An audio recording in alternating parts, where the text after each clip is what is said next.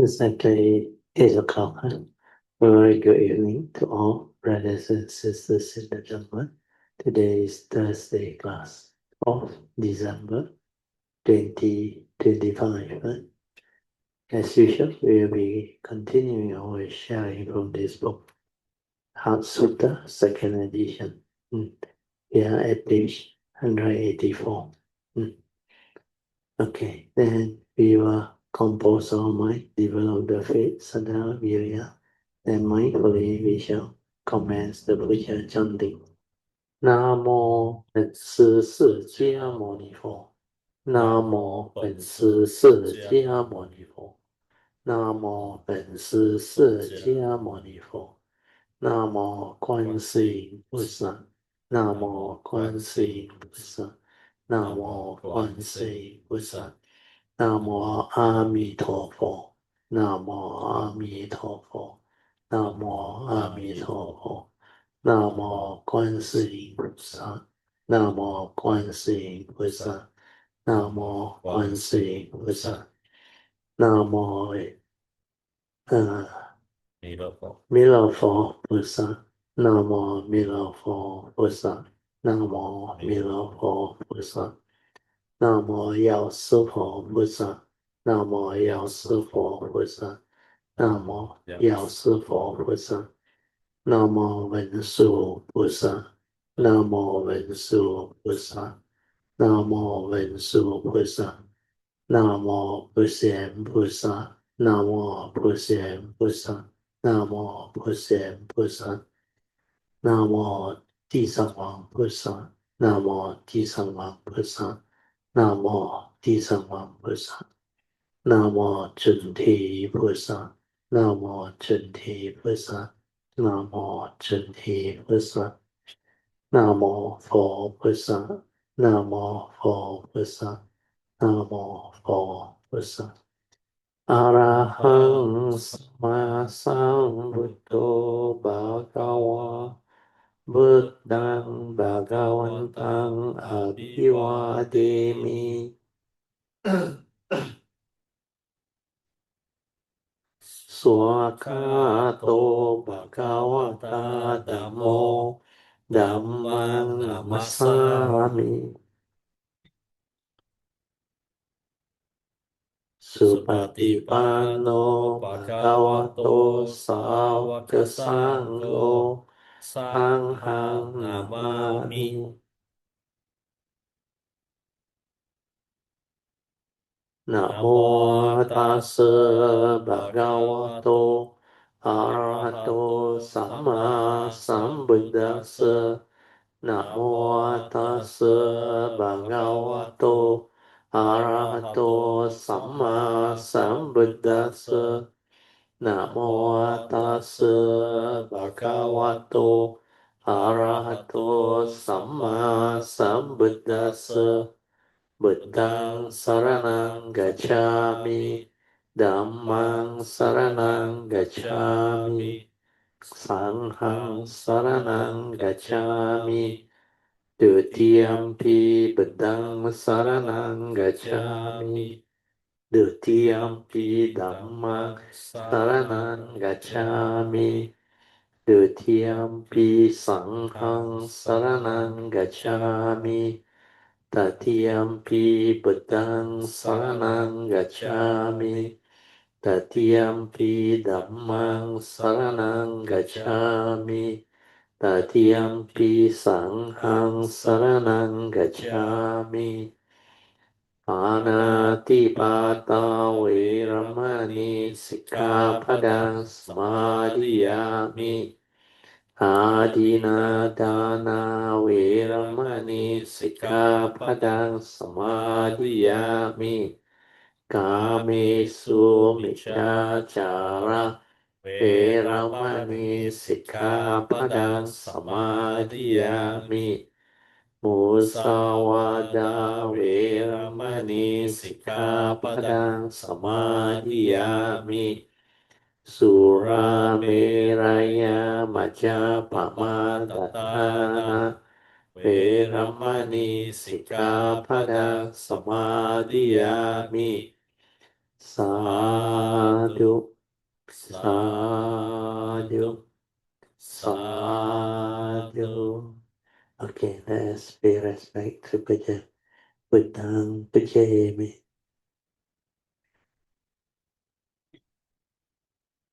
Dhammang Pujayami. Sanghang Pujayami. Okay, you can be seated.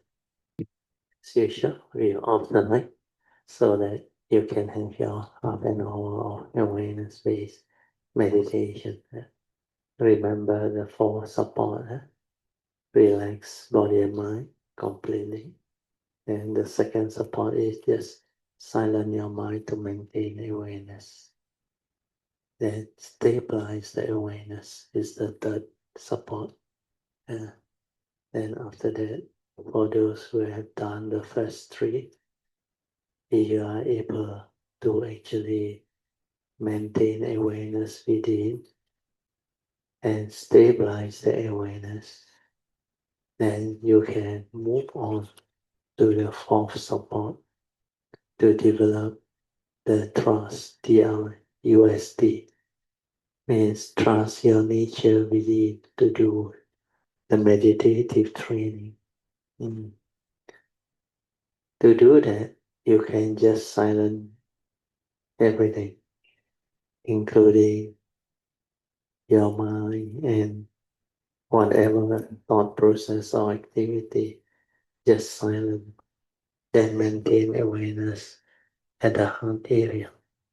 Just let the nature detect whatever heartbeat or vibration that arise within the heart area.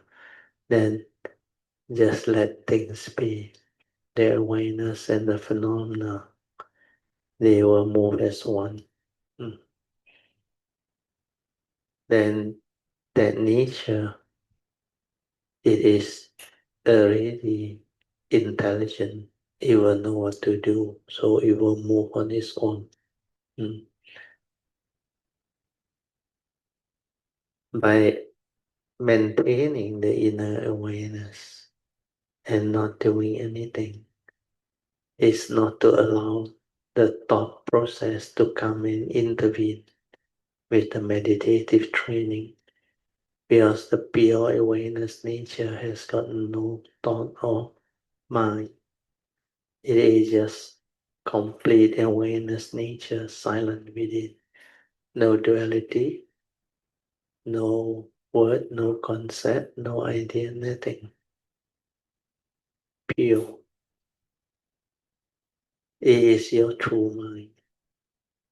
So just relax, maintain awareness, stabilize the awareness and stay at the heart area. Then the meditative movement and transformation, they will happen by itself. It will arise by itself. Then whatever arises, just allow it to be. Let things be. Then it will, through its movement, detect the gateway to your nature. Initially, it will help you to stabilize your awareness at the heart area and make it very quiet, very still. Then as you develop stability of it, your heart will like open up. Then there is a point within that the awareness nature will know how to detect. When it detects, if you are without thought, then the nature will develop the internal movement. Means there will be a movement which is beyond thought, beyond mind. And it's like when the true mind or the silent mind detect the gateway to your nature. This pure awareness nature will enable all of your external yin-yang energy to melt inside there. It will just soothingly flow in.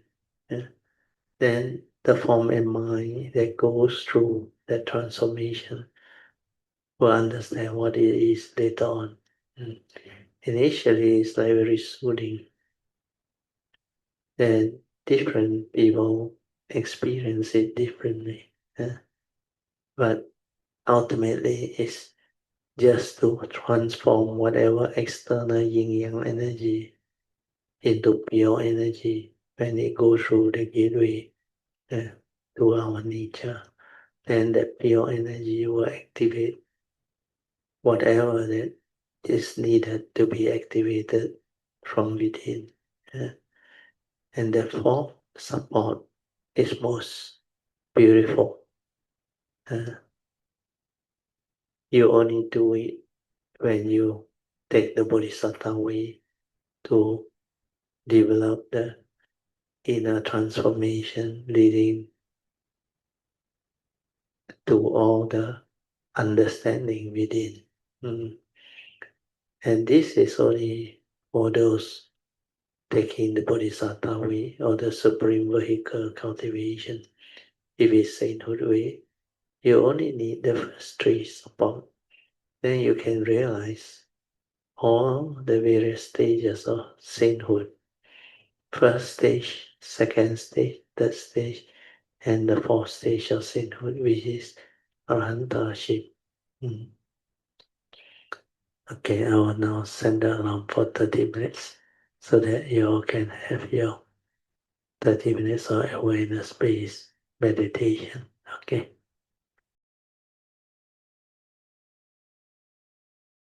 You all can slowly, mindfully come out of meditation. Try to maintain whatever inner peace, inner calmness, and inner awareness that you develop for as long as you can. These are the meditative mind state that are very useful. Then stabilize your daily mindfulness. That is the most important, leading to heedfulness. Without a stable daily mindfulness, it is almost like nearly impossible to develop the Dhamma understanding, especially the awakening of it. Okay, now turn to page 6 of the chanting book. We will do the invocation to the Devas. Invocation to the Devas. In this universe, in the entirety, let the deities and Devas come here. Let them hear the good teachings of the King of Sages, which gives heaven and release Nibbana. This is the time to listen to the teaching. This is the time to listen to the teaching. This is the time to listen to the teaching. Samanta Chakavalisu Atra Gachantu Devata Saddhammang Munirajasa Sunantu Sakamokadang Dhamma Svanan Kalo Ayang Badanta Dhamma Svanan Kalo Ayang Badanta Dhamma Svanan Kalo Ayang Badanta Namo Tassa Bhagavato Arahato Samma Sambuddhassa Namo Tassa Bhagavato Arahato Samma Sambuddhassa Namo Tassa Bhagavato Arahato Samma Sambuddhassa Iti Piso Bhagava Arahang Samma Sambuddho Vijacharana Sampanno Sugato Lokavidu Anuttaro Purisa Dhammasarati Satta Deva Manusana Buddho Bhagavati Swakato Bhagavata Dhammo Sanditiko Akaliko Ehipasiko Opanayiko Pachatang Veditabo Vinochiti Supatipanno Bhagavato Sāvaka Sangho Ujupatipanno Bhagavato Sāvaka Sangho Nyayapatipanno Bhagavato Sāvaka Sangho Samicipatipanno Bhagavato Sāvaka Sangho Yadidang Chatari Purisa Yukani Atta Purisa Pugala Esa Bhagavato Sāvaka Sangho Apuneyo Pahuneyo Dakineyo Anjali Karaniyo Anuttarang Punyang Ketang Lokasati Sadhu Sadhu Sadhu. Okay, now can we sit down? And we shall continue from where we stopped. We are at part 1, last section, section 3, part 3. We have finished the Zen analogy, followed by the Bodhisattva's and famous verses regarding death of somebody close to him. Then number 3 is concerning the Cameron Highland retreat. You see, when we have our annual retreat at this Sampo Temple at Cameron Highland, for those who have developed the sensitivity of the heart within for the nature, you will be able to detect the beautiful nature within the whole of Sampo Temple, the stillness within that nature, and the breeze, the weather, the nature's energy, the great being's energy, and many other vibrations within the environment and vicinity. They are nature's vibration, including the insect, sound or noises, and the flowing stream. And nature's movement is very beautiful. The breeze, the vibration, then the bells, and a lot of other things. So when we are there, in fact, that place is very conducive for conducting retreats. You can settle down very easily. And at the same time, you can develop the contemplative training. The second turning wisdom is very conducive. That's why I put here, Dhamma contemplation is very suitable there. When your mind is silent and still, all of nature's phenomena, may it be mental, physical, or nature's phenomena, they can be clearly perceived. And the reason why you can perceive it is because they keep on arising via your mental perception and consciousness within your silent mind. Your silent mind is actually your true mind, your meditative mind, your pure awareness nature within. It is from this nature that all thought arise, all aggregates of mind arise, all mundane manifestation arise. That's why you will start to understand the creation process.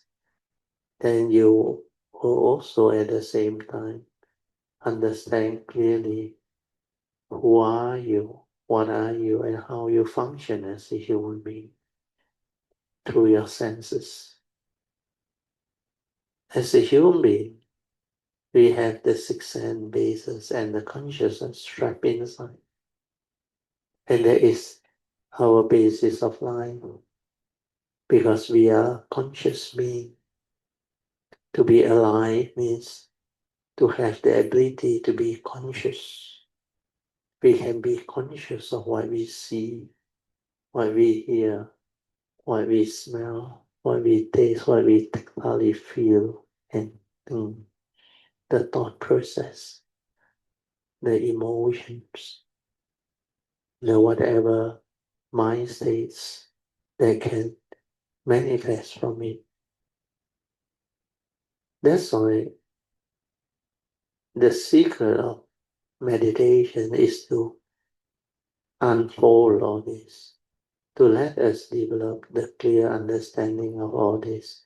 And some call it self-knowledge, means we will develop understanding of what is this so-called human being is all about, the five aggregates of form and mind. Is that really you? Then to know who are you, what are you, you have to know how you function as a human being. Then through that realization, you will come to know the Dhamma.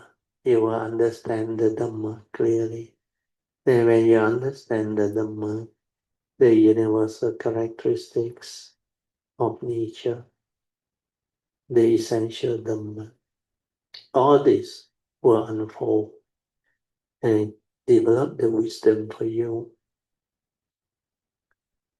So meditative training while at a retreat can be very useful. And if you are mindful throughout the day, most of the time while you are living life, means you are heedful. If you can be heedful in the midst of life, then you are destined for enlightenment, awakening. So retreat conditions are very favorable. Then like I wrote here, when at the retreat, you are very relaxed, at ease, and heedful most of the time, where you don't have any work to bother you. You don't have any career to bother you. And you don't have to worry about worldly things. You can tell yourself while at the retreat, you just want to train your mind, develop the meditative training, to be heedful, to be aware, to develop the clear understanding of life, Dhamma, and the wisdom that comes with it. And all this can be very useful. And when you understand life, you will know how to live life. Then it will help you develop the understanding not to be afflicted by what manifests within life. And suffering need not be. You don't have to suffer. That is the best. You can live life to the fullest. You can live life meaningfully, wonderfully. And you don't have to worry about life. Where all this so-called affliction and suffering, they are born of living beings' delusion, ignorance. That condition then to grasp, cling, and hold on to things that were never theirs. Even that very body also don't belong to them. Wherein sun, wherein wealth, and all these things that they cling on to, hold on to tenaciously, believing that they are real and it belongs to them. They believe there is a personality within who can own things, have things. In the conventional sense, yes, you think you own, you think you have, you can possess them, own them, have them. Then you think with all this, you can be very happy, you can have good life and good condition to make use of all this so-called wealth, possession, money and all those things, even property, nice car. A lot of these things, they never really own anything because ultimately they are just dependent originating phenomena. And when you see that clearly, then you will not be deceived by it, deluded by it. So this part I will read again, and you can develop the clear understanding so that the next time you at the retreat, you can make full use of this. When at the retreat, you are very relaxed, at ease, and heedful most of the time. Your worldly issue doesn't affect you. So Dhamma contemplation can arise easily. And there is Dhamma in everything, in the midst of life and nature itself. So Dhamma in everything that comes within your field of perception and awareness. That's why to live life is to go through existence. And to go through existence, you have to arise your consciousness, your mundane consciousness, and your true mind's pure awareness nature. You have developed the meditative training and able to identify this clearly, then most of the time you are with your pure awareness nature, heedful within, not lost in thought, not heedless, not deceived and deluded by the phenomenal world of consciousness and form. So all this understanding will be very useful. That's why proper training to develop the meditation is very useful. When you have condition to go retreat, you should. But even without retreat, you should develop the daily religious routine and stabilize your daily mindfulness. When you can do that, you are heedful throughout the day. Then when you sit or lie down to meditate in your formal meditation, your meditative mind is almost instantaneously there.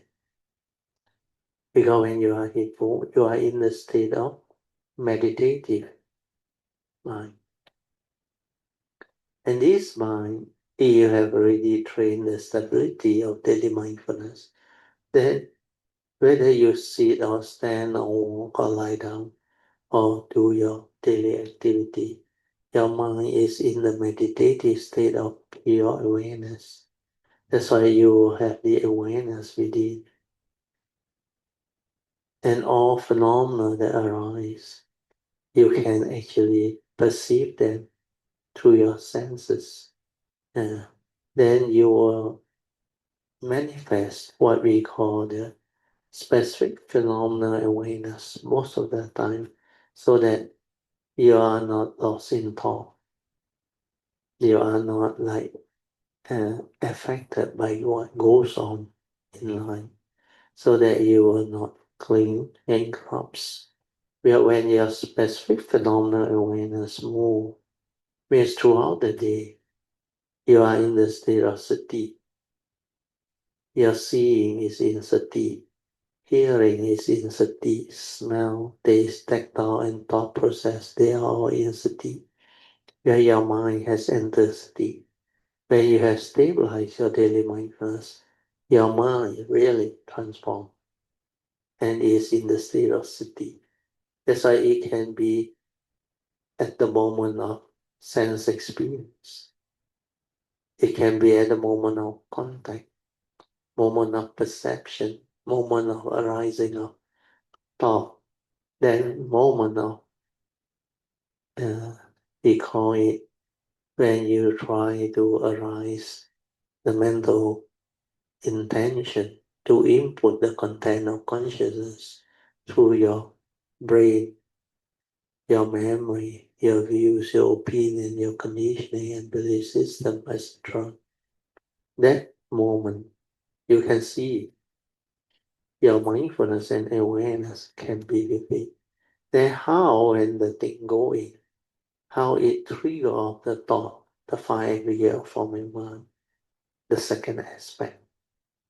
Then how this thought, dependent on your views, whether it's wholesome or unwholesome, right view or wrong view, will condition you to stir your mind, to react to sense experience, unless you have the Dhamma understanding and wisdom. You can be at peace at every moment of sense experience. To do that, you must have the Dhamma understanding. We call it initial wisdom, Yoniso Manasikara. And that one come from first and second turning wisdom most of the time. We are having Dhamma friends to have the opportunity to constantly listen to the true Dhamma. Then the other one is after that, you reflect, you contemplate, and you inquire into the Dhamma that you have heard. And these are the two wisdom initially that will arise.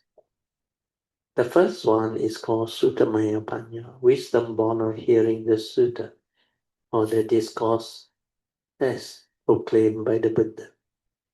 Then the second one is the contemplative wisdom we call Chintamaya Panya, wisdom born of contemplative training, where you start to contemplate the Dhamma, then reflect on it to stabilize the understanding. Then the second turning wisdom is about inquiry, like what I have taught you. Why did the Buddha proclaim this first noble truth of dukkha? Why did he say birth, old age, sickness, and death is suffering? Separation from your loved ones and prized possession is suffering. When you cannot get what you want, when things don't go your way, when you are with people whom you don't like, is suffering.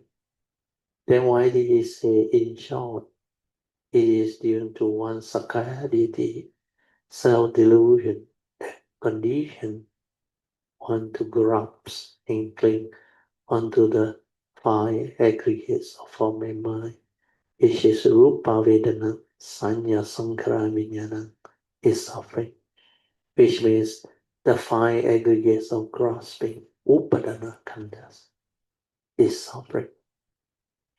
And all this through inquiry, you develop all the respective wisdom. There are four noble truths, so you have to turn it 4 times. Where each noble truth, you turn it 1 time. So the second turning of the four noble truths is very powerful. Where you inquire, why did the Buddha say that? Then how can I develop the understanding of that?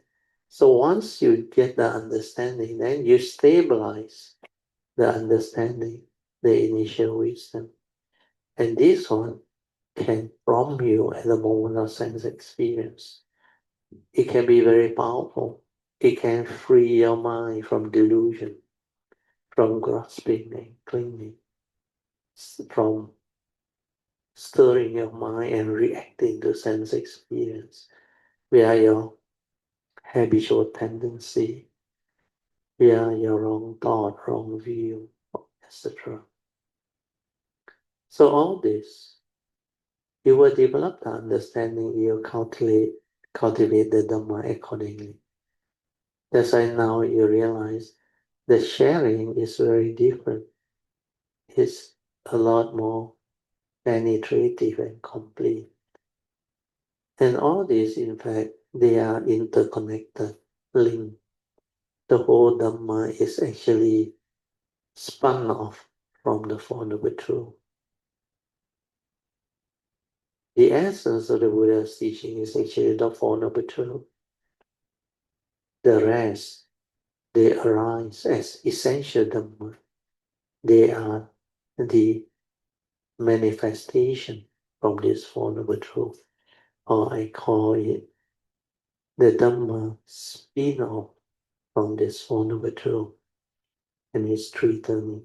That's why in the first sermon, Dhammacakkappavattana Sutta, the Buddha, in fact, proclaimed in the sutta very clearly, even as a bodhisattva himself at that time before he realized full enlightenment to become a Sammas Buddha.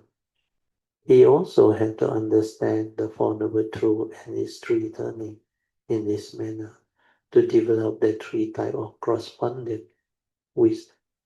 Otherwise, he cannot proclaim to be the Sammasambuddha or the fully enlightened.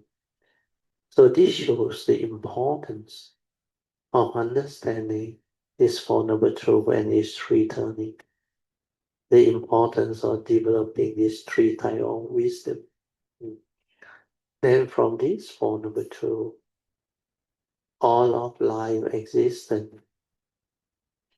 they are taught. That's why I said the Four Noble Truths is very unique. They are not just special truth or universal truth or whatever. They are noble truth that can make one noble ones. Noble ones are enlightened ones. During the time of the Buddha, they are called the Aryas, the noble ones. And to be a noble one, you have to be very noble in all aspects of life. Very noble in having the embodiment of the Noble Eightfold Path.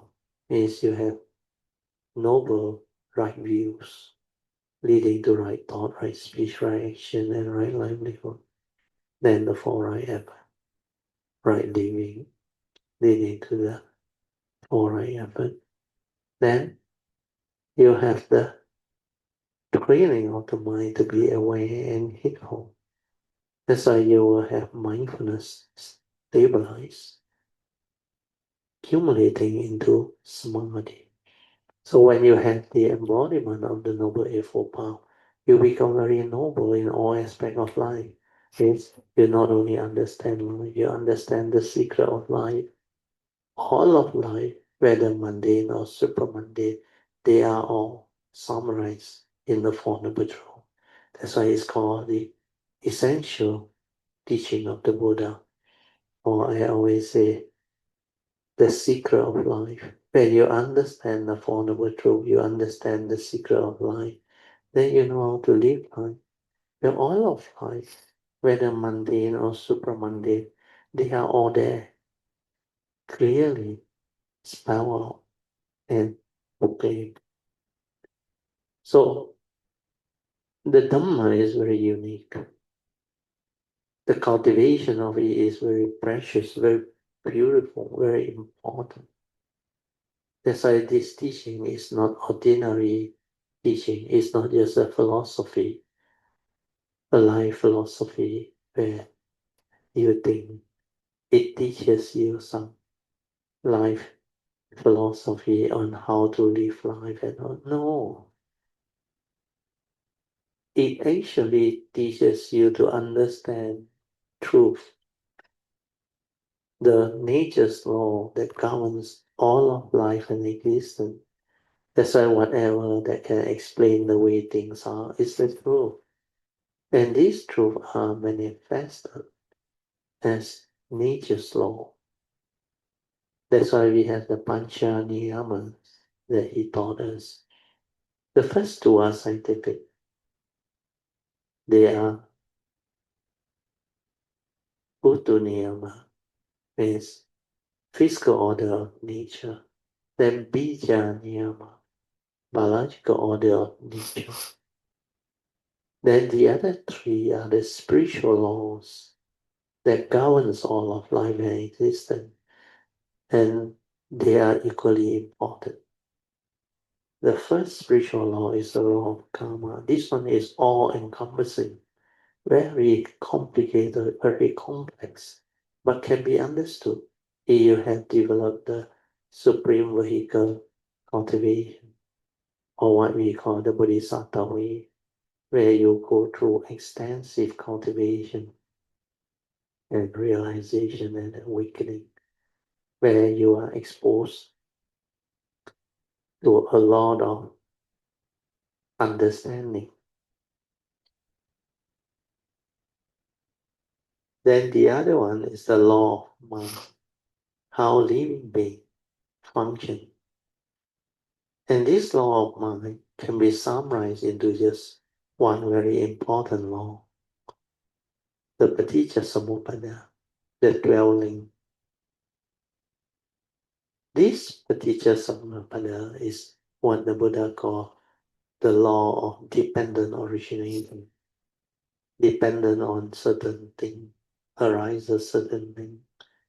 But when it comes to mental, it is always this Paticca Samuppada, the dwellings, that manifest and create the what we call the existential world. And all this, they come and they go. They arise and they pass away. That's why it's a phenomenal world. A phenomenal world of consciousness and form. Phenomena arise through causes and conditions. Dependent on causes and conditions, they manifest and they move. But when it comes to the mind, there is a movement called the order of the mind. That's why the second spiritual law is Chitta Niyama, order of the mind. The first one is Karma Niyama, order of karma, the law of karma.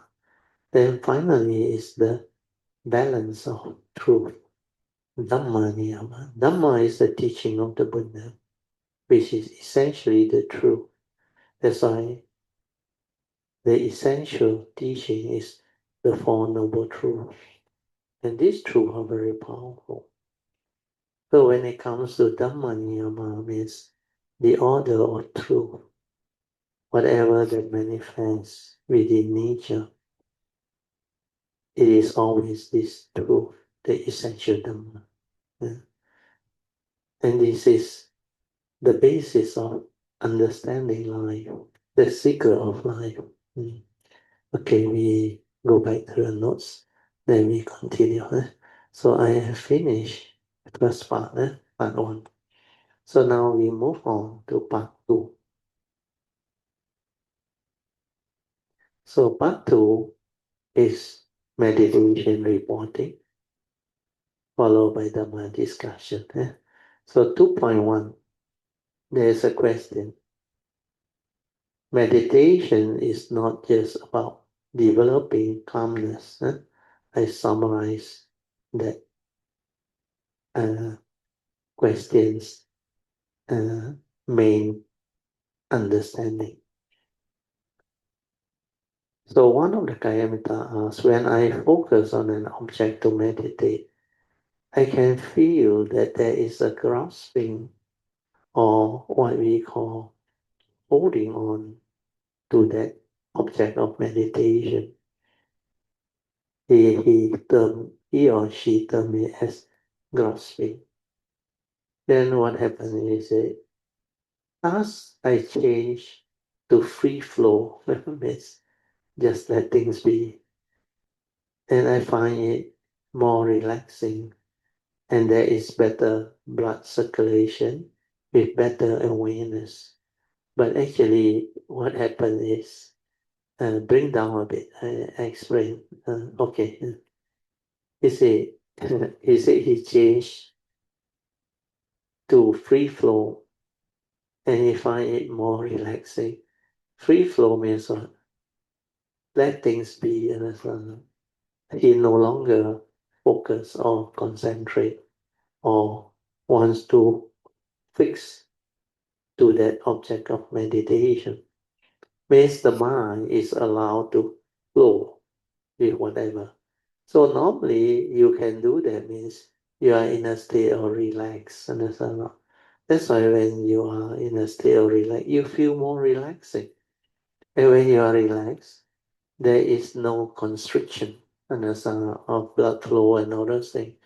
Because when you are not relaxed, your blood flow or your chi flow within your physical body, they will be blocked because of stress, the lack of ability to relax. When you can relax, everything flow. But when you cannot relax, you cause constriction all over. Yeah. Then he said better awareness, etc. Yeah. It is very natural. When you don't focus, don't concentrate, the energy won't build up. And this is what will happen. But most people don't understand. They thought their mind keep on lost in thought, heedless, think a lot. So the most important thing to train is to develop the inner peace, inner calmness of mind, which is not wrong. But that is not the purpose and intent of meditation. Meditation is about heedfulness. And to be heedful, you have to train yourself to be mindful, then stabilize it to be ever mindful, then use it to meditate. That's why the constantly meditative, the ever mindful. When you are ever mindful and constantly meditative, means you develop heedfulness. You are heedful. Then now I read on the answer, then you understand. Meditation is not just about developing calmness of mind, nor having a good and bad meditation experiences, but it is about developing wisdom via the silent mind in pure awareness to insight into the three universal characteristics of anicca, dukkha, and anatta. So this one maybe by now I can explain a little bit so that it's easier for you all to follow and understand. Because at that time, I think most of you, you haven't developed the stability of pure awareness. So to develop wisdom, you must have this pure awareness stabilized. Yeah, this is the meditative mind. This will make you mindful, ever mindful. Then apply it to develop wisdom is constantly meditating. Can be first turning, second turning, or third turning. Yeah. Third turning is Bhavana Maya Panya. Wisdom born of the meditative training. So the meditative training can come in many ways. The four foundation of mindfulness, they already describe it in very detail. Kayanupassana, the six category of practices. Then Vedananupassana, then Chittanupassana, then finally Dhammanupassana. The field of practice is very wide. Then initially, the first and second turning wisdom is to develop the contemplative wisdom. That's why you can listen attentively to the Dhamma, then contemplate, reflect, and inquire. Then in the teaching also there are basic, what they call uh, uh, basic contemplative meditation. Uh, like they have Buddha no sati, means contemplate on the 9 great virtues of the Buddha. And then Dhamma Nusati, then Sangha Nusati means contemplate on the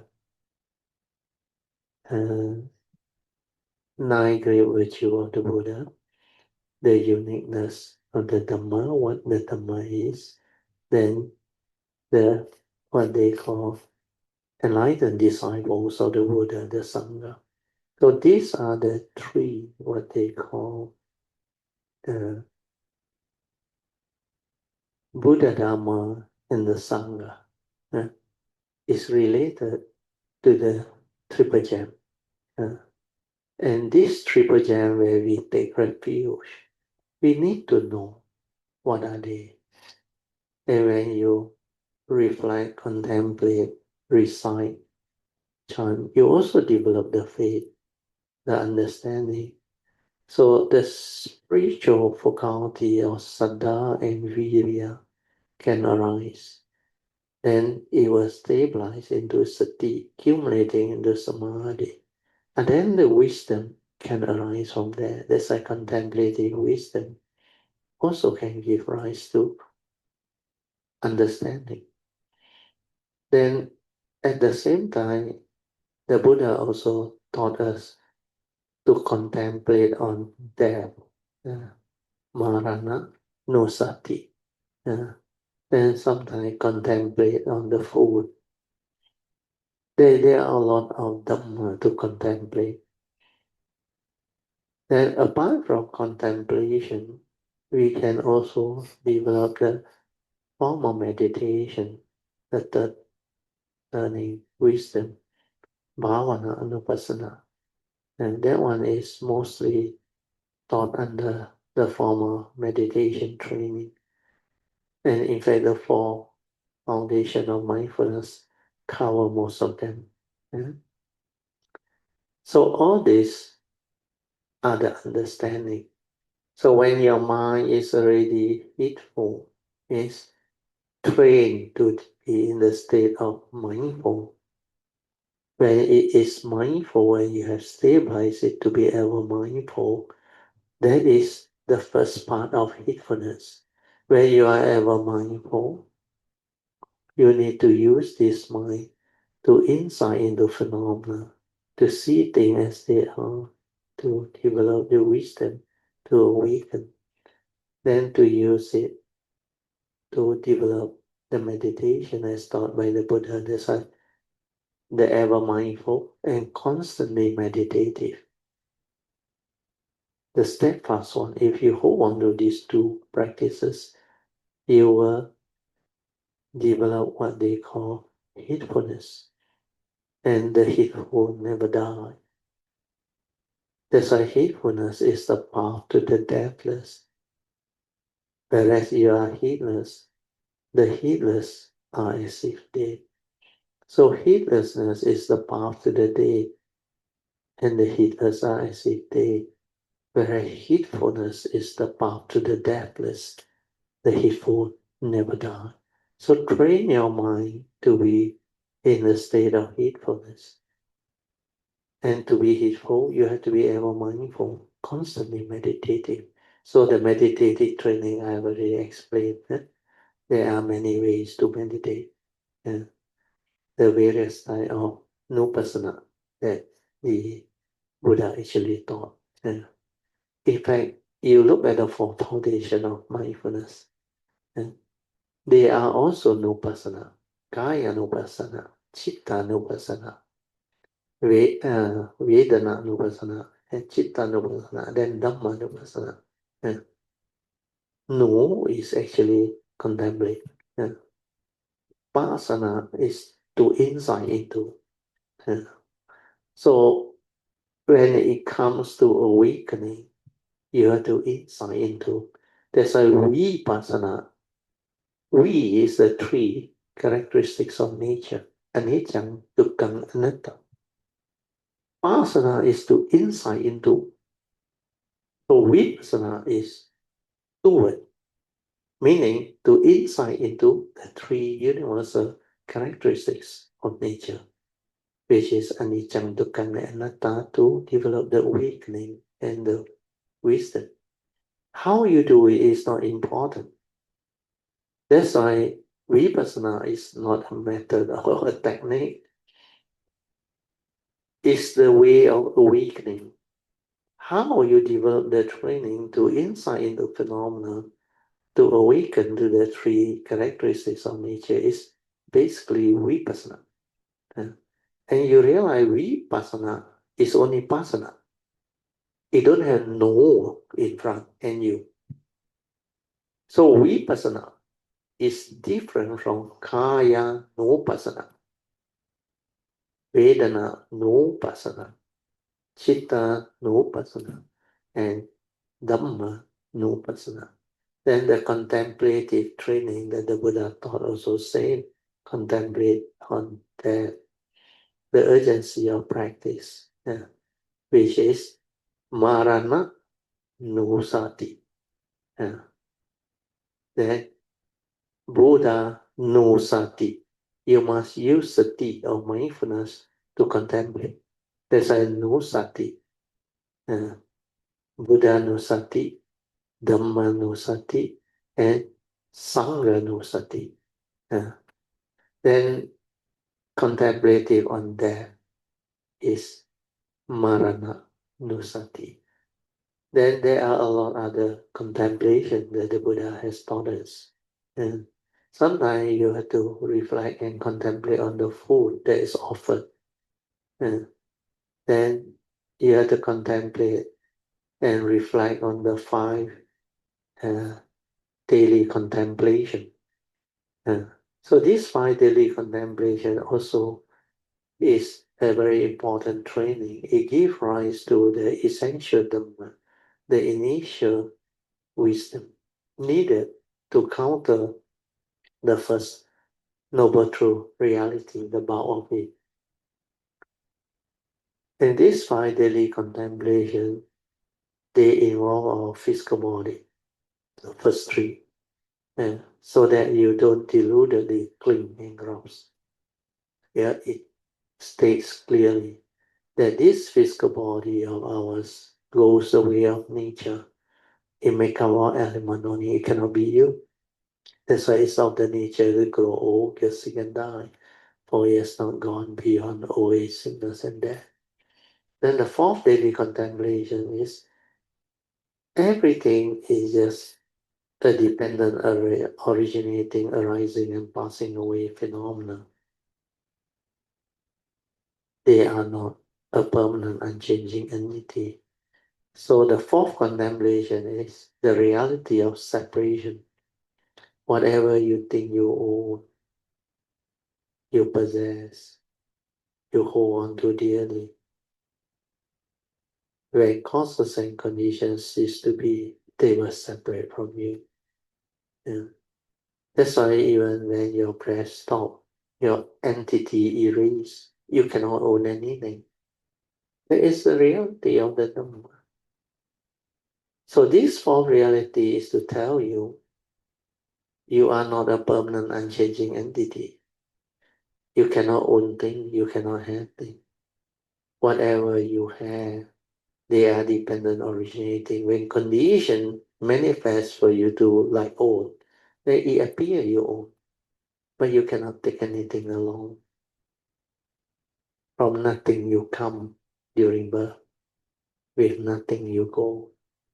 That's why birth and death is just a passing moment of consciousness. And there is no reality. He know you, he know me. Everything is just dependent, originating, condition, arising, cause of phenomenon. And penetrating all this is very powerful and very, very liberating. That's why the Dhamma is about wisdom, understanding, not all the meditative experience, the special meditative awakening of one. If it doesn't accompany the cultivator to realize the respective wisdom, then it's just a conditioned state of mind. It doesn't mean anything. That's why the focus is very important. Heedfulness. When you are heedful, you can see things as they are. You can insight in the phenomenon. You can awaken. That's why wisdom is a awakening. It's not a Dhamma knowledge. You cannot commit to memory. You cannot learn. You cannot use the thought to approach it. Because this Dhamma is akaliko, timeless, beyond thought, beyond time. So the instrument must be mindfulness, heedfulness, which is beyond thought, beyond mind, the pure awareness nature. Okay, with this, we go back to the question. So I will read on. So the first part, maybe first paragraph, I will read it. Meditation is not just about developing the inner peace or the inner calmness of mind, nor is it about having a good meditative experience. And sometimes people cling on to the experience when the experience of meditation is not as what they thought or not uh, not good. Then they say, I had a bad meditation. My mind think a lot, heedless, full of restlessness. The sankara like non-stop, running here and there. But that is not meditation. Meditation is to see this and understand, then accept it for what it is. The moment you resist or cling to the good meditation, there is craving, there is attachment. Your meditation technically ceases to be. Where you are no longer aware to see things as they are, to insight into phenomena, to awake. You are lost in thought. You are preoccupied. You want your thought is telling you. You cling on to the good and bad meditation experiences.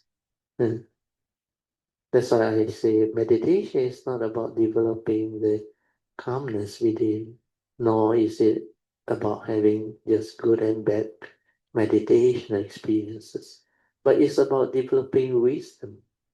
We are the silent mind in pure awareness or heedfulness to insight into the three universal characteristics of anicca, dukkha, and anatta, and to allow this silent mind to observe, to see things as they are, and to awaken, to realize how one becomes emotional, how fear arises, how anger arises, how insecurity arises, how emotion arises. Yeah. That's why all this, how craving, possessiveness, violence, how they manifest in you. But these are mind states that are dependent originating. They are not intrinsic within your true mind. The true mind got none of all this. That's why when you have the understanding, you approach meditation differently. You don't have to waste your time. Walk the wrong path. In Mandarin, they say, 走冤枉路 means you lost track of the actual purpose of meditation. And most of all this, they will lead you nowhere. Like the blind leading the blind. Most of them end up the wrong destination. In our dialect, Chinese dialect, they say you end up in Holland. Okay, I read the next paragraph. Meditation or bhavana consists of two parts, samadhi and panya. First part is samadhi, which is the perfecter of samasati and samadhi. That is training the mind to be in sati or mindfulness, leading to samadhi, or what we call the collected and unwavering mind, to arise the heedfulness needed for cultivating insight. So this is heedfulness, leading to insight. Then the second part is to use this trained mind that has sati and samadhi, means ever mindful already, to meditate and to cultivate the Dhamma is taught by the Buddha, leading to complete heedfulness, to develop the wisdom of Panya. So how can one do that? Can you do it by focusing on an object of meditation? Or must you just train your mind to be aware via a skillful means or meditation object to train your mind to develop mindfulness and stabilizing it to be ever mindful? The latter will lead you to an understanding of what you are doing in the name of meditation. So whatever happens in meditation, as long as you are silent and aware to understand what is going on within the moment, then wisdom can arise where you can see things as they are. If we have expectation that meditation must lead to calmness and a good meditative experience, then we have a problem when this doesn't happen. So most yogi tend to react and chase after good meditative experiences. And what they do is they become unhappy and agitated when they cannot get what they want or expect.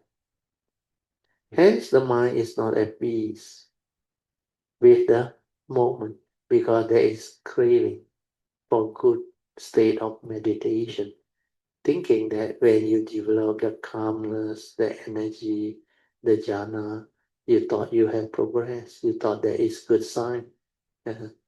But that is not wisdom unless it can lead to wisdom. So this lack of understanding is the main problem that traps most yogi. So when you develop the meditation or when you are at a retreat, you ask yourself, what is it you are doing in the name of meditation? Are you training your mind to be heedful, to be aware? In fact, the moment you are heedful, you are already whole. No need to worry about is this correct meditation or is this wrong. Forget about it. If you are not heedful, all this doesn't matter. But the moment you are heedful, everything falls into place. That's why heedfulness is the path to the deathless. The heedful never die. So just have faith. Train yourself to be heedful. And the magical thing about heedfulness is it leads to the deathless element. It leads to understanding, awakening. That's why heedfulness is the path to the deathless. You don't have to be born again. You can realize arahantaship and beyond. So all this understanding is very important. You must understand that the moment you are silent, you are already aware and heedful. So you don't have to try to be aware or try to be mindful. Practice mindfulness. That is the most crazy thing. Why must you practice? Like the fish. You ask the fish to practice swimming. It's madness, isn't it? They are born naturally to swim. They are fish. The environment in the water is very conducive for them. So all this understanding is very important. The moment you are silent, you are already aware. Because what is awareness or mindfulness? Mindfulness is an awareness before the arising of thought, before the knowing, the perception, all the things. That's why the moment you are silent without thought, you are already mindful. When you are mindful, you can stabilize it to be heedful. So don't be gullible and follow the wrong instruction that people give you. Not learn how to be aware and do all those funny things. So the trying to be aware is always by the thought. And if thought is active, how can you be mindful? How can you be silent? How can the mind be silent and aware? The five mental faculties that hinders your mind from becoming peaceful and calm will arise as long as your mind is deluded and heedlessly lost in thought. And this habitual tendency of heedless thinking is the main problem. So to counter these five mental hindrances, what must you do? We need to cultivate the opposite five spiritual faculties of Saddha, Virya, Sati, Samadhi, and Panna. We are cultivating the following. When you develop the following, you can develop the spiritual faculty. First is the devotional practice of pre-puja and post-puja to develop the faith leading to the virya and mindfulness. Sati, where every time we pay respect, we develop the faith, then we do it mindfully. Then when we are mindful, we can investigate into the Dhamma. Then when it stand up to investigation, you will have a lot of joy, and that will drive you to cultivate. That is what uh, we call it virya. Virya is what we call spiritual zeal or tenacity to cultivate, to go this way. And the other thing is also through devotional practice, we come to understand how special a being the Buddha is. He's not only enlightened, he's fully enlightened, perfect in wisdom and virtue. To have such a guide or a teacher to guide us, to teach us, we really develop the gratitude, the faith, and the understanding. And all this is part and parcel of devotional practice. Then number two is a mind sweeping method which I taught you all in the early days, combining it with metta, loving kindness. To decondition the heedless thinking, we are just feel and relax, no more thinking. And then you sweep from the forehead down.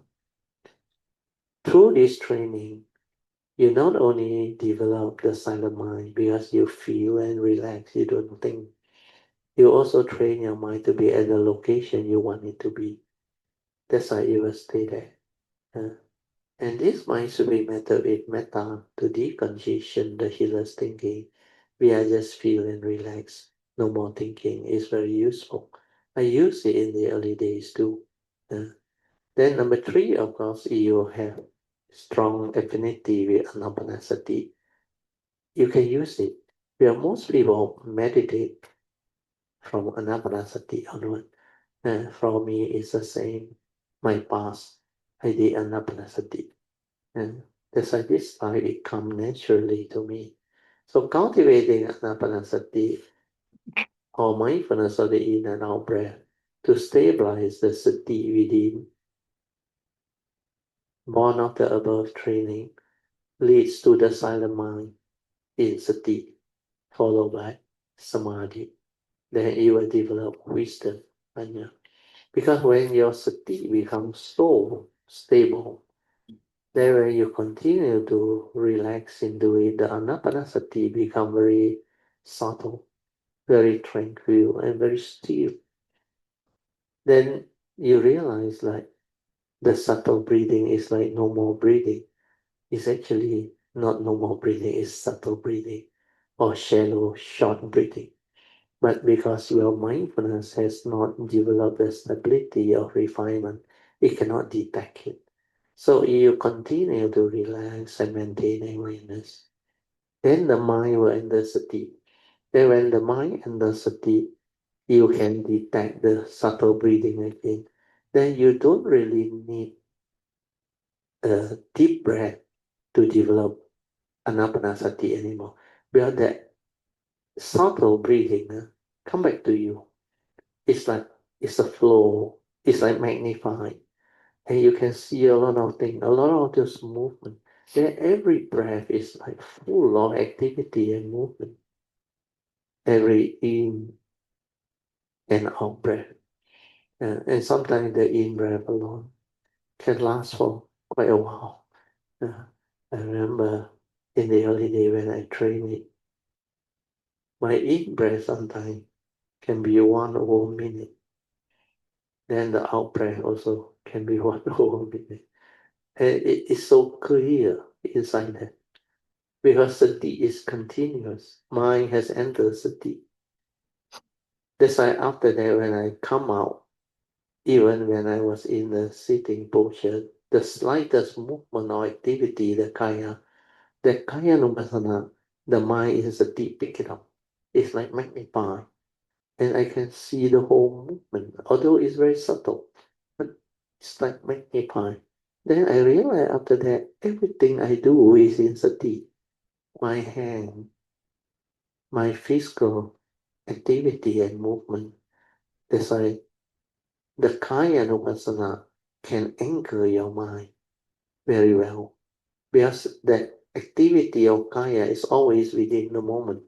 If you are mindful of all your physical activity, can be anapanasati or walking, sitting, standing, or whatever, the four posture and the connecting movement leading to sati sampajana. All this is kaya nupassana. And I realized that one anchor my mind to sati. That's why the sati stabilize and you become very different. And everything is in sati. Then later on I realized the seeing is in sati.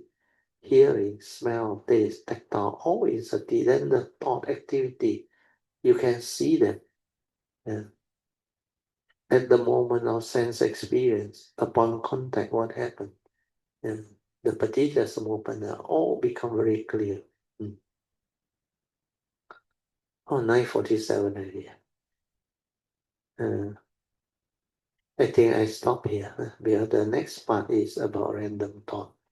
Okay, we mark this page. Yeah.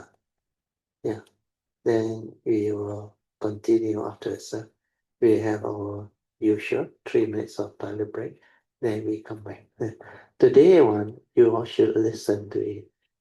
The sharing is very different, very good. And when you listen to it, you develop a lot of understanding. And you will progress very fast. Okay. Brother Teo, Yes. yeah, I have question. You can ask. Okay. Wai Fun. Yeah. Brother Teo, I want to ask, is it necessary, for us to write down a journal in our path, cultivation path? Right Means now, a journal, journey or journal. a journal, write down a journal in our cultivation path. What is a journal? Journal means, Journal is a book, isn't it? yeah lah, like diary like that lah. Or diary. Oh, okay. Ah, Actually, I prefer to use the word short notes. short, okay. Short notes. You can prepare some short note because you should actually try by like after you learn the thing already, assume you don't have anything to refer to, then from scratch you write down the cultivation. You call it journal or journey, whatever. But it can be short note to reflect your understanding. That one is very good. You try to write it down. Means what is meditation? So the first thing that you have to know is without heedfulness, you are as if dead. So the first understanding is understanding what is heedfulness. Then define heedfulness. So Dhammapada verse 23. Try not to get the notes. Initially, you cannot remember, then you can refer. Otherwise, if you can write it down, then it will be a lot better. Means the understanding has started to stabilize. The ever mindful, constantly meditative, and steadfast one will realize the supreme enlightenment, nibbana, in the here and now. So that defines heedfulness. Means ever mindful plus constantly meditative means to develop the meditation as taught by the Buddha via the first turning, second turning, or third turning wisdom, which I have shared just now. Then the other thing is to be ever mindful, you have to start by training your mind to be mindful first. And mindfulness training, you should also list it down. In fact, the mind map there got a lot of answer to all this. but you want to concise it to meditation alone, then you can write down. Then a lot of the pointer like what I shared with you all just now is very useful. Meditation is not about developing mental calmness or mental tranquility, stillness, or good meditative experience, like enjoying the piti, sukhang, the blissful state, or the thing. I mean, it can arise as a byproduct, so no harm going through it. But must know the ultimate purpose and intent of meditation is to develop the Dhamma wisdom and understanding to awaken. If you don't have the understanding, then all these are just conditioned state of mind. Maybe a meditative experience that you feel very good, very peaceful, very calm. Yeah. But that is not real meditation. That is to train your mind to be peaceful, to be calm. And that is not just the Buddhist meditative intent or training. So all these pointers you can write down so that it can like prompt you and alert you not to attach to all this special meditative experience. But when they arise, don't worry, experience it. Don't like want to push away. Don't go and recall. Hey, brother Teo say, don't go and attack it. Forget about it. When you meditate, let it arise. But whatever arise, don't attach. Don't cling. Just let things be. Then continue to relax and maintain awareness to develop the understanding. And then all your understanding will fall into place. Then you will develop the progress. Yeah. So writing it down is very good, very useful. Yeah. So Because sometimes I have wrong thought, oh, worry, fear.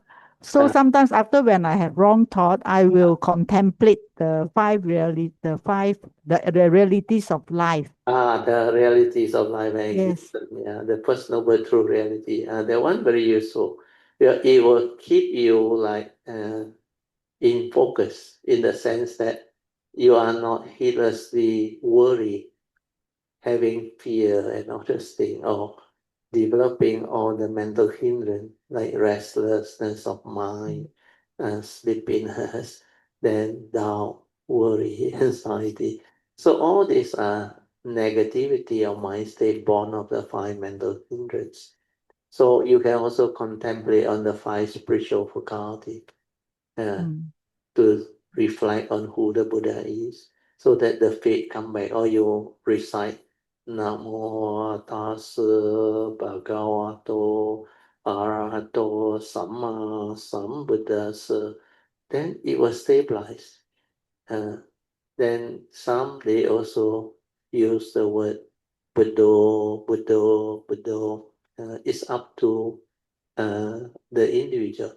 Then sometimes they recite the Arahant, Arahanta, Samma Arahang, Samma Arahang, the right enlightenment leading to proper attainment of Arahantaship. So all these are the skillful means. In Thailand, a lot of monks use the word Buddho, remind them of the Buddha. Buddho, Buddho. But you can just go back to anapanasati. Just relax, maintain awareness. Then be mindful of the breathing. The breathing will come to you. You don't have to go and look for it. And when the awareness and the breath become synchronized, you feel very good, very calm, very peaceful. Like there is no gap. Means you are aware of the breath. Means kaya nupasana. Means mindfulness of kaya. Our breath is part of our kaya, our physical activity within our physical body. Yeah. So all these are skillful means that can help you. So whenever thought arise, you just relax. Don't fight it. Don't dislike it. No? When you dislike it, even the slight aversion is a mental hindrance already. Always happen. Just let it be. Then when you just let it be, then everything will fall into place. So this is how you start to develop the understanding, because the subtle clinging and attachment via like and dislike, most meditator or cultivator initially, they cannot see because they don't have the mindfulness. But when you have developed the stability of mindfulness and when you are aware of this Dhamma, the slightest dislike or lack of peace, you will be able to know it. And the mind has become so sensitive, that's why it cannot develop the slightest dislike or aversion. Not the strong word aversion, like subtle dislike, very subtle. Straight away it will sense it. Then you know that mind is not normal, not free, not peaceful. Then the craving also same. You can see it. It manifests very obviously and easily detectable. So when mindfulness has developed, when you are completely silent, you become sensitive. Any movement away from it, you become able to detect it. That's why it's sensitive. So all these are very useful training. That's why you just silent your mind, let it stabilize. Then the silent mind that is stabilized, you realize there is a movement from there, from that silence, the thought creation, the movement, the activity of thinking, perception, habitual activity, or they will manifest from there. Then you know what the Buddha meant by the mundane mind, which is the one arising from the pure awareness nature, that mano is your thought, is your mundane thinking. And this mundane thinking is sankhara activity, actually. Mainly sankhara, which include your feeling, your perception. Then your views, opinion, condition will come in and actually distort what you see and what you hear, what you smell, what you taste, tactile, feel, and think, and it creates the mental reaction to sense experience. That's how the 5 mental hindrance manifest. Your like and dislike is sensual desire and you will. Then if something does not interest you, you feel sleepy, lethargic mind. That mind is not active because it doesn't see the purpose. Then sometimes it's too tired. Then sometimes because of problem, you have fear, worry, anxiety. So the mind becomes restless. There is restlessness of mind, the 4th mental hindrance. Then sometimes as you want to train and meditate, you develop the doubt. How come my mind like that one? I supposed to train my mind to be heedful, to be aware. Am I doing it? Then it reminds you. Then you go back to the training and do one thing at a time. Don't rush. The key point is to develop the ability to be aware, mindful, through any of the method or technique that I have listed out. First is devotional practice, which you all have been doing. Then your whatever daily religious routine, then your bowing. Then after that is mind sweeping method combined with metta. That will also help.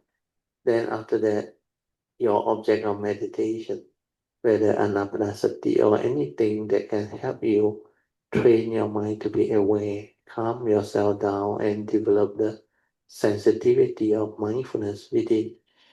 Then sometimes it can also be any other object of meditation that you are familiar with. You can use that. Any skillful means. It can be a chanting also, no problem. Yeah.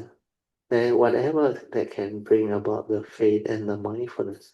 That's why when they chant the Buddha's name, it's mindfulness of the four how or the Buddha's name. And that training is also very effective because it develops the faith and the mindfulness. And when you chant until no one is chanting, the awareness and the chanting is one. Then sometimes you hear like uh, Alicia, they all the reporting, the chanting come to them. That one is because of affinity. Uh, Affinity with this great being, then they have done it before in the past. Then when you connect or for no reason, when the condition fall into place, this chanting manifests by itself. Then when it manifests, you don't have to chant on the your awareness is with it. Just silent and feel it with your awareness.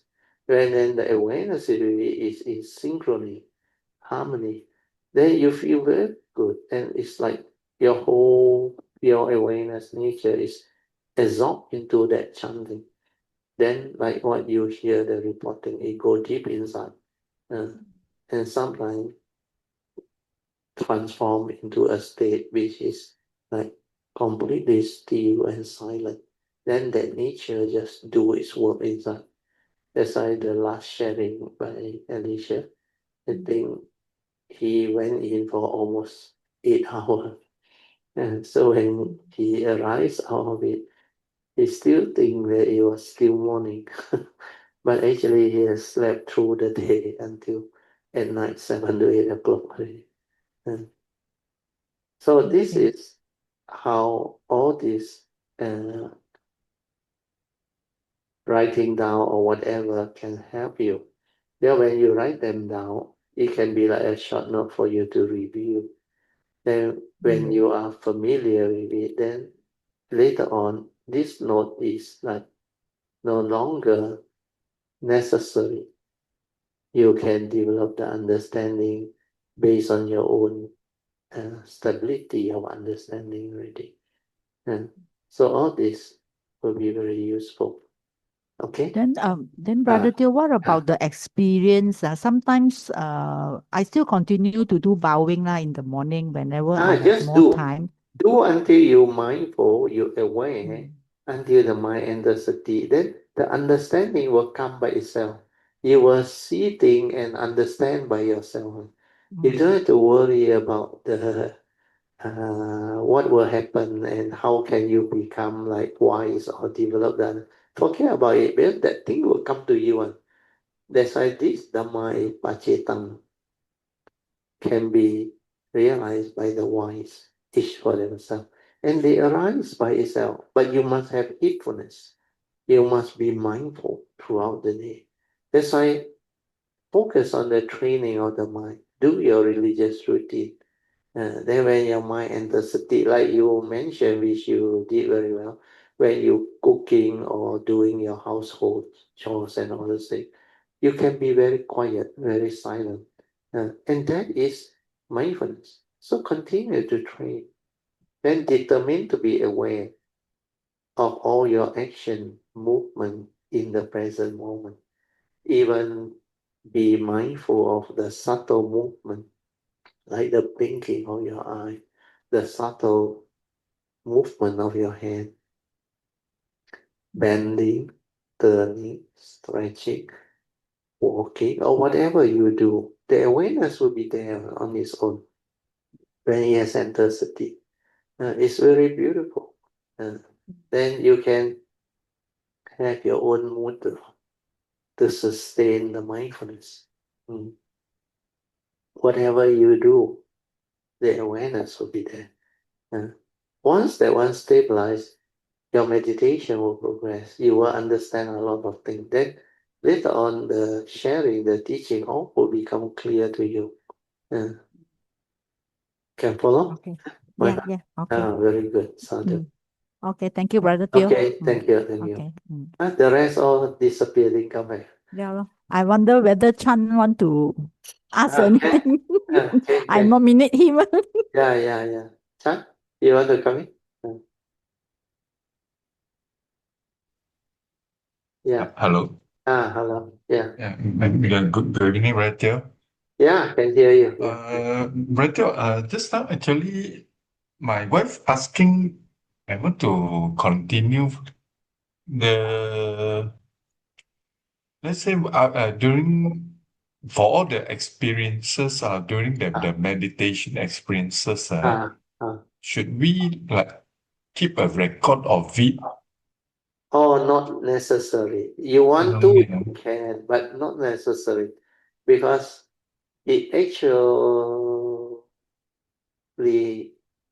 develop on its own. Then when they arise, if it's something that lead to insight and understanding, technically, that understanding is already in your nature. You cannot lose touch of it. But sometimes it's important to write down and keep a record. But no need to be like everything. No. Only the important aspect.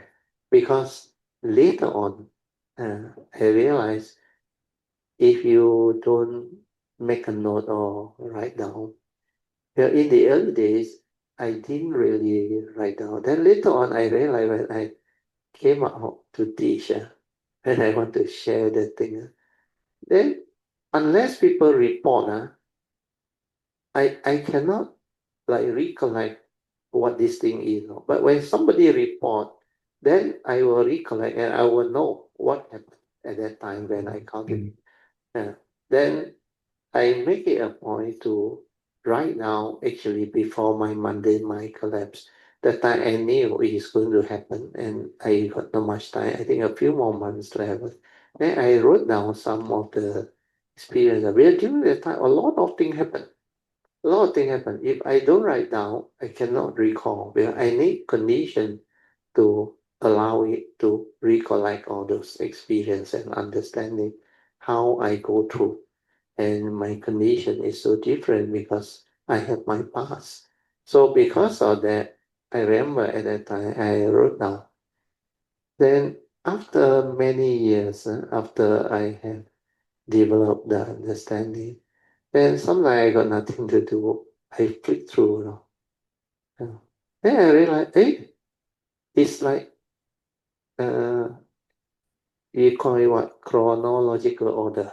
Like all the dates and all those things that I go through. Then I realize, this is interesting. These are the moments where my cultivation take off. Then a lot of the insight, the understanding, the manifestation, the what they call what actually happened, where the wisdom manifests and the insight and all that. Then I realize these are useful and it can bring about a lot of joy because these are the things that at that time when I went through all this, I haven't really met anybody who can share all this with me or discuss all this with me. Well, a lot of the things that I realize and manifest through the cultivation, it's not written in the book. It's so different. That's why later on, as I develop all this understanding, then I started to write during those few months. Then when I read through, it actually gives rise to a lot of understanding and joy. But it reminds me, it creates the recollection of what happened. Then through that, I can actually develop the sharing in a better way. But later on, I realized after I started coming out to share, actually I don't need. Because after I started coming out to share, there is like no gap. As I share, a lot of these Kayamita, new or old or whatever they come, then they keep on like reporting something that can make me recall what the cultivation is and how I can guide them and teach them. That's why after that, I didn't really write anything already. Then I just let things be. But for you all, it's up to you. Don't have to keep a detail one, no need, no need. You just write whatever that is useful, just a short summary or whatever. Then when you're free later on, after you have progressed, then you reflect back, you go through. Sometimes you will laugh. Before you understand, you do all those things. But after you understand, you realize all this is not necessary. But for me, I don't have such problem because my past is very different. And when I started all this, everything is like meant to be fall into place. And the reason why I do that is because after 1989, after I connect and develop the understanding, you remember, for a gap of 15 years until 2004, nobody really came to see me and request for the teaching and all that. Off and on got one or two, a handful of them, but they don't know who I am and they don't know what I have developed as understanding. That's why they just find it strange, curious, where they see I'm different and they know I'm different, but being a lay person, so they ask a few questions, then I just answer in a very concise manner because my nature can know if they have the affinity and the interest, they will continue to set up the causes and conditions. But at that time, I realized I was too early, ahead of time. At least 10 to 15 years ahead of time, where I cut short my training. Then later on, because of that gap, almost 15 years old, then I realized I don't have to make any notes and don't have to remember anything, but the Dhamma is inside me. That's why I later on came to know, got condition only I share, no condition, just let it speak. So that's why after 2004, I realized no need to make any notes because it's the nature inside that realize and awaken. And it knows the moment the question come or something causes and condition from, then nature with the understanding will know how to manifest. And it know how to link the Dhamma. And it know how to assess that person. And it know how to share and teach. So your question is very simple. Huh? You want to write down, you can, but no need to be very detailed. Because for some experiences, I felt if we write it down, it's like an attachment like that. Like we Don't have to want it to worry keep about. coming. Don't have to worry about all those things. No. Sometimes it's at the stage you are in because you find it interesting, the experience, that you don't write down, you scared you forget, which is also okay. Then you just write down, no harm. But I don't want you to waste too much time on it because the more important one is the training of the mind to be aware, to be mindful, then stabilizing it. Then use it to develop the stability of daily mindfulness to awaken, to realize the Dhamma that is needed to awaken. So all these understanding are very important. Well, when you can silence your mind through heedfulness, through awareness, when you're constantly meditative throughout the day, you can actually develop a lot of understanding. You can see things as they are, and you will insight the phenomena and awaken you. And all this happening, it will happen by itself. And you will develop a lot of joy. Then sometimes you not very sure, but you know it's some unique experience. You can ask, and then I can maybe confirm it to you, or advise you accordingly. And where most people being new, you haven't had much experience, you will encounter all these moments or glimpses of understanding unfolding. But you will need to be mindful, I realize, and aware, or your contemplative wisdom very strong from the past training or what.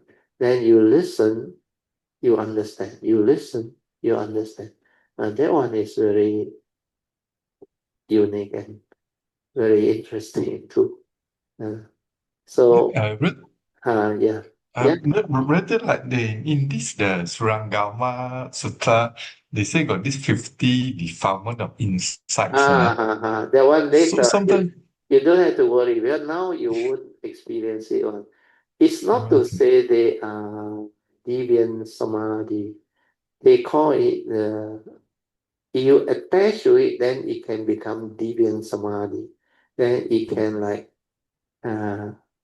they call it in Mandarin 五是阴魔 can lead to like the Mara can actually come and disturb you if you attach to those states.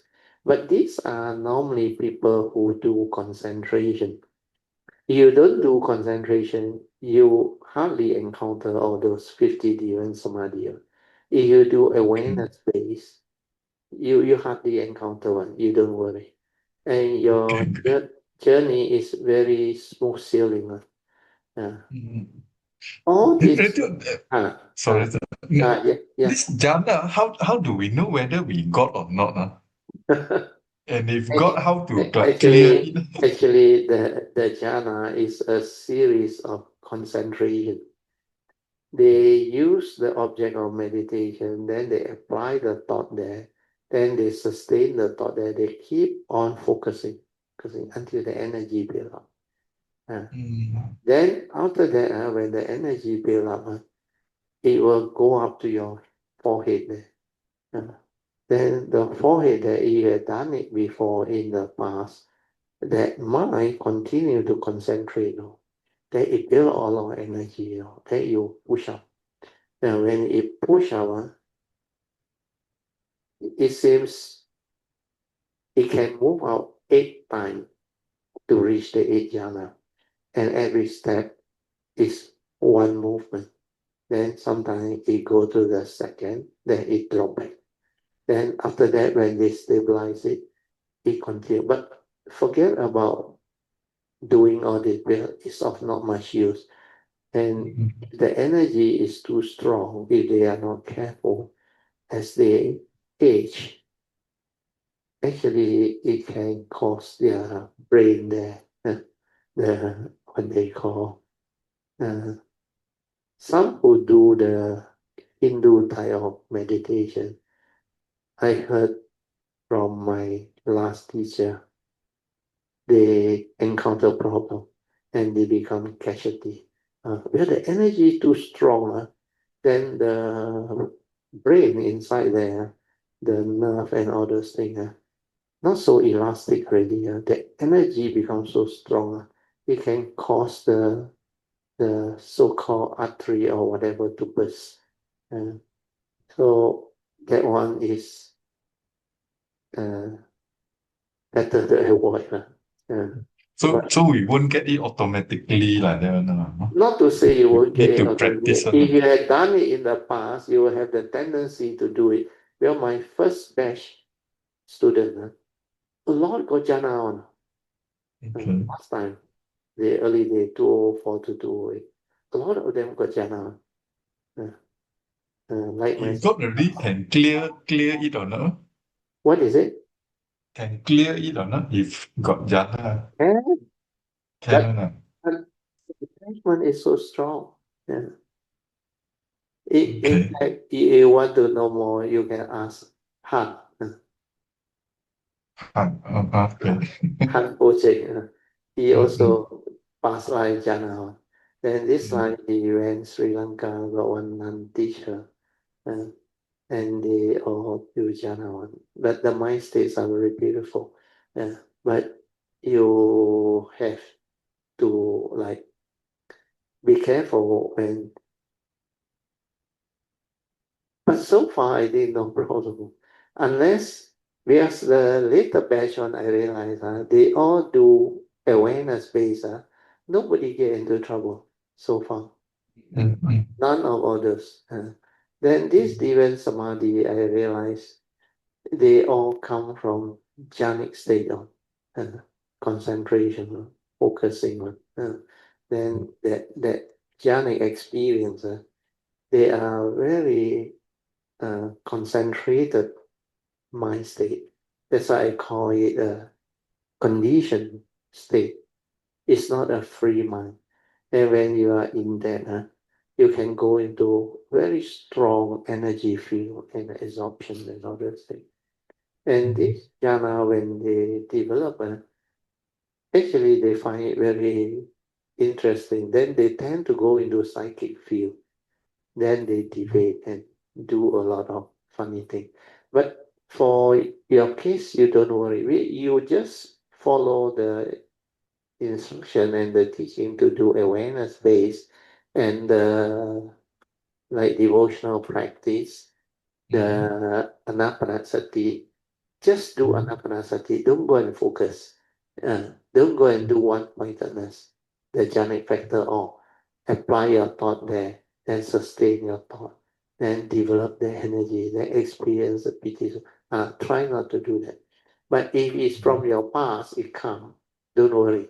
Yeah, a lot of my first batch one, I also teach them how to relax and do it and come out of the what they call concentrated jhanic state to develop the daily mindfulness. If they don't release it out and do the daily mindfulness, they cannot actually progress because without heedfulness, the mental hindrance, they are still suppressed down there, not rooted out. If it's not rooted out, it's very difficult to develop the insight, the wisdom, the awakening, and the understanding. Well, this mental hindrance can only be rooted out with a free mind that has developed the understanding, or we call it the wisdom. Once the wisdom is there, this awareness-based meditation, that free mind, is actually sati. It's a free mind in sati, but no need to train because without thought, you're already in sati. So to realize that those who do jhana one, very difficult. They have to be in a concentrated energy field to do that. So anyway, this one is for knowledge. You don't worry. You and your wife will not entangle with all those things. That's why I worry. No need, no need, Especially, no need. No need. You all won't get entangled with all those things. Okay? Awareness-based meditation got no energy field. It cannot attract all those non-human Mara. especially reading about this Mara, they come to disturb her. Yeah. They will not disturb people with pure awareness training.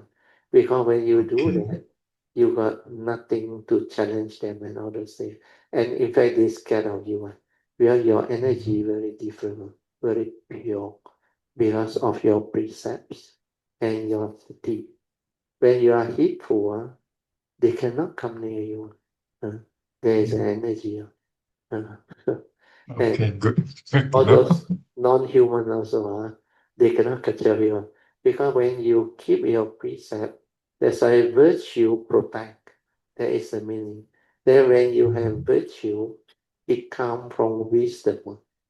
And the wisdom comes from your sati, mindfulness, that is stabilized. So all this will protect you. That's why if you deviate and do the one-pointedness, the concentration, the jhana, all this, and then a lot of them I realize they encounter problem, situation. Then Why is they still want to do already? not to say they want to do, they don't know. During the early days, I tell you, the jhana experience is like priceless now. Everybody looking for it now. Everybody trying it now. At one time, was very popular during the 80s and the 90s. I remember when I started But after. you said the Buddha also gave up the jhana, right? Yeah. He got two teachers that taught him. Yeah. Yeah. It's for him to go through so that he know what are the things that people do.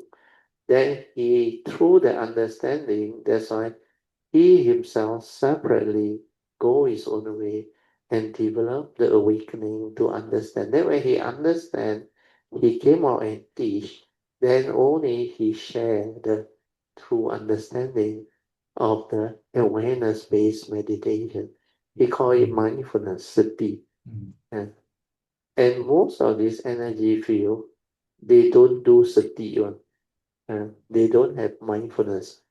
And the uniqueness of the Buddhist teaching is this mindfulness, awareness, which is seldom taught in other type of religious teachings. So that sati actually protect. If you develop sati, mindfulness, leading to heedfulness, it will protect you. It will prevent you from debating and doing the wrong thing. So don't worry. It's good that you all ask. I didn't know you all had that anxiety or worry. Don't worry. If you do awareness based, you cannot get into those situations. The only thing that is possible is some, like my first batch one, a lot of them, past life they do that one. There's a this like they come, they go into it very fast, and they develop that jhanic thing very fast. And my second last teacher also do that one. She also an expert in the jhana thing. So that's why that time when I was developing the training and the cultivation, it's also meant to be because I met her, then a group of us, we were cultivating. Then we were developing the understanding of that. And she knew that I am sati based. That's why when it comes to mindfulness or whatever uh, training of the mind leading to that type of wisdom, I would say, he will ask the group to ask me, mindfulness, you talk to Mr. Teo. Then the rest, there is one, the Uncle Ku, that Christian I told you that interested in Buddhist meditation came and see me and become very close to me at that time. Those were the first special. He did that type of jhana. So in the early day, most of the time we will spend weekend or sometime whenever we free, we will drop by at our second last teacher's house. Then we normally meditate whole day there. Sometime afternoon. Of course, we normally go there during morning, about 10 o'clock or 1. Then sometime afternoon, 3, 4 o'clock. Then we normally go for dinner also. Then when we were there, I remember when we were doing the formal meditation sitting, she every time laugh on her. Then she will tell me and that Christian Uncle Ku, he said, do you know that the two of you, you develop very different energy field and cultivation? Because he said, I do sati, he do jhana. And the Christian one, he go into jhana very fast. Very fast also do jhana. So a lot of these, they manifest on their own because of past practice. But you don't worry, even in the past you have, and this life you develop it, you just have to relax into it, the energy. Whatever mind state I told you, you remember? Relax in the silent. When you relax, the energy cannot be loud. The mind return to its original state of tranquility and stillness, the true mind. With the true mind, no energy. No energy. The true mind is pure, tranquil, still. It's a nature within. Then that one is capable of understanding a lot of things, developing a lot of wisdom and other things. So don't have to worry about this thing. So even they have from the past, like my first batch, I taught a lot of them, relax into it and let the mind return to its original state before the stirring. Then go back to daily mindfulness. You have to go back to daily mindfulness, leading to its stability, then develop heedfulness training. Means ever mindful, constantly meditating.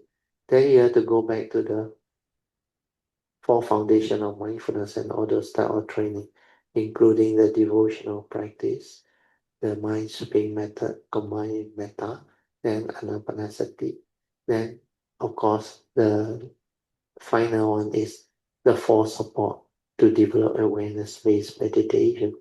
So all this will actually develop the progress very fast. Then you no need to like go through all the funny meditation, which I don't think is very bad in the sense that sometimes if it come naturally because of your past experience.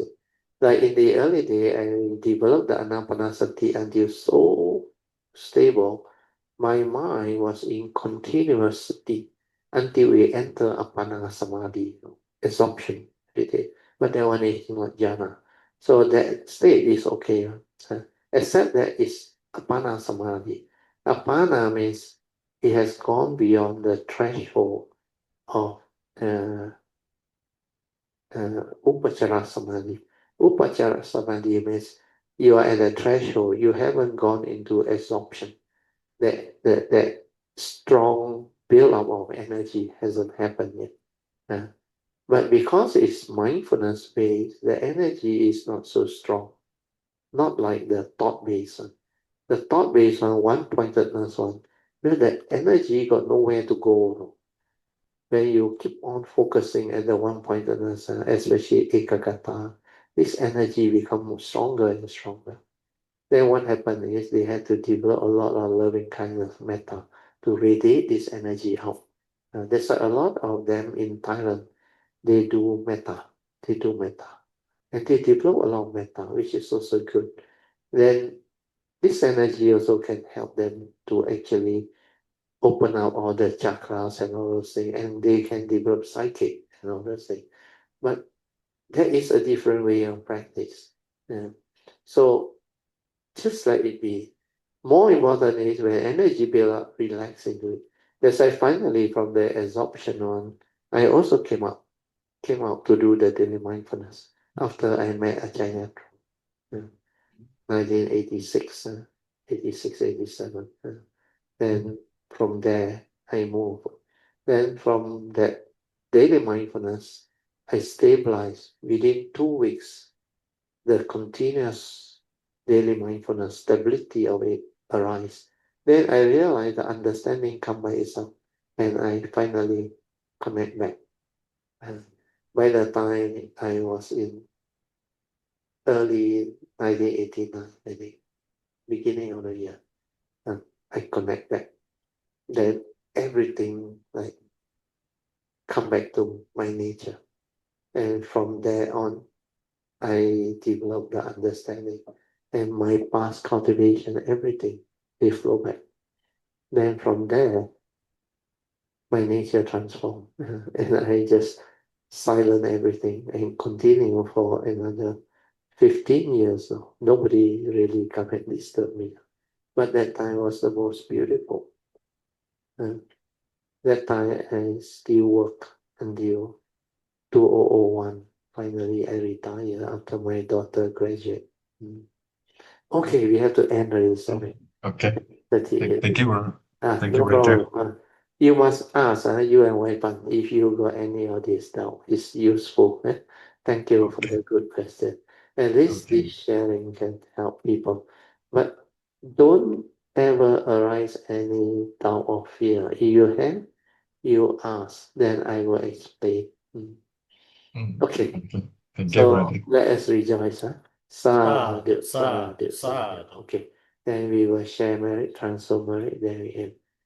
Akasata cha bhumata devanaga mahindika punyantang anumotitva chirang rakantu lokasasana ittavata camehi sampadang punya sampadang sabbe deva anumodantu sabba sampati siddhya idang me niyatinang hotu sukita hontu niyatayo idang me niyatinang hotu sukita hontu niyatayo idang me niyatinang hotu sukita hontu niyatayo devo satukarina sasa sampati hetu cha fito bhavatu loko cha raja bhavatu dhammiko imina punyang kamena